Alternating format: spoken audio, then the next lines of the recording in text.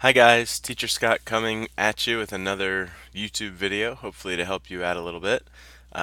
One thing I see people asking about all the time are reward systems. And I think people go crazy and over the top with reward systems, which is great. But I don't think you have to do that.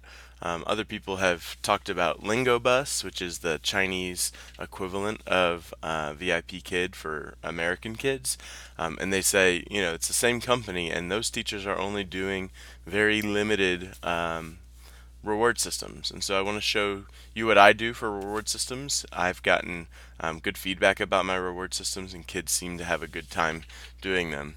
My very most common way of doing a reward, I have them all prepared ahead of time, sitting in my top tray, which if you see my classroom organization video, you can see that. But what I've done is I've printed out pictures that I think kids are interested in, and cover them up with post-it notes. And then I just introduce it. I say, when you do a good job, you will pick a number, and we will see a picture together. And kids really get it. If you have a really, really, really low English proficiency kid, you might not even introduce it. Just when you give your first reward, hold it up and say, what number do you see? So, here's some minions. I've got a lot that should be applicable to boys or girls or all kids. So, some of the older boys, like a 9-year-old boy, they're really into cars, or they like the cars. I've also found puppies to be really popular. And another thing I've done, my wife actually did this. She wrote on the back, because sometimes it's hard to see, and if I'm got 30 seconds before my next class, I kind of just flip them over and rifle through them. Here's a picture of dinosaurs. This one's real popular. Um, Triceratops. I had one little boy. This is a yellow race car. I had one little boy who had this exact car, the actual physical model of it, and we went crazy showing how it was exactly the same. Every number, every color, every shape, some kitties. So these are really good. If you do something like this, I would suggest staying with 6 post-its. Some of the pictures printed out kind of big, and I have 9, and so it's hard to get through 9 in a 25-minute lesson. So I'll just have them pick 2 at a time sometimes. So that's one thing I've done. That's probably what I do 85% of the time. The other thing that I think is pretty easy and pretty fun are these magnet sets. So this is a build it magnet set, and you can let the kids choose. You have different backgrounds.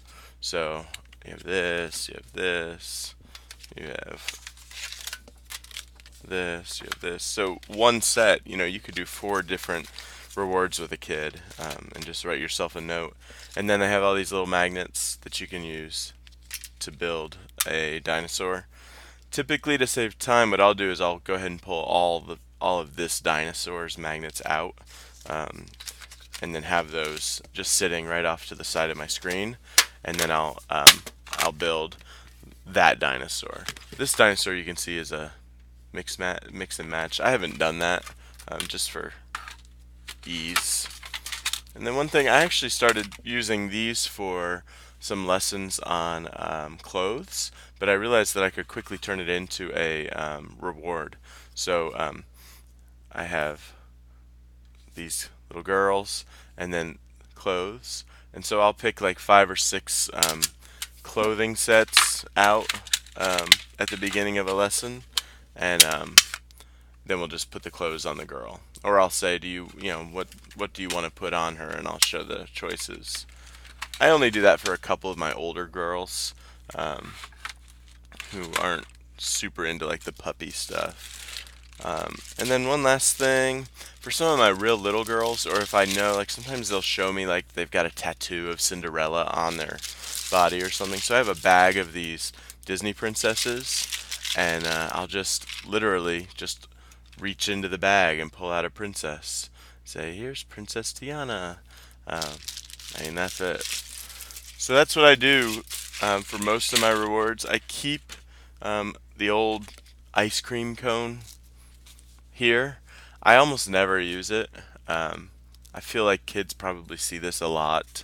Um, I don't know. To me, it's not something I'd really get excited about as a kid, but I do keep it because you can use it to ask them what they like to do. Do you like to eat ice cream? Things like that. So that's what I do. I will say, if you're on the Facebook groups, you may have seen like debates about using tic-tac-toe. I do think tic-tac-toe is a good quick reward that you can do during the lesson. I just know that there were some debates around using it at the end of a lesson to fill time.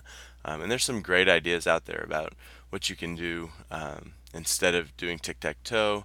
You can do hangman with sight words from the lesson. Um, or for them to do tic-tac-toe, they have to earn each turn by doing something from the lesson. So I'd say be careful if you use tic-tac-toe, but I think if you use it wisely, it can be fine. I have a kid who loves to play tic-tac-toe, and that's the reward we always do. So about every 5 minutes, we put a board up on the screen, we play a quick round, and we move on. And we've just kind of developed that. So I hope this has been helpful for you. Uh, Please comment, like, share this video. I'm happy to answer any comments that you leave. Um, yeah, and if you know anybody who is looking to sign up for VIP Kid, or if you are, I'd be happy to help you through the process. So use my referral code down below. Take care. Bye bye.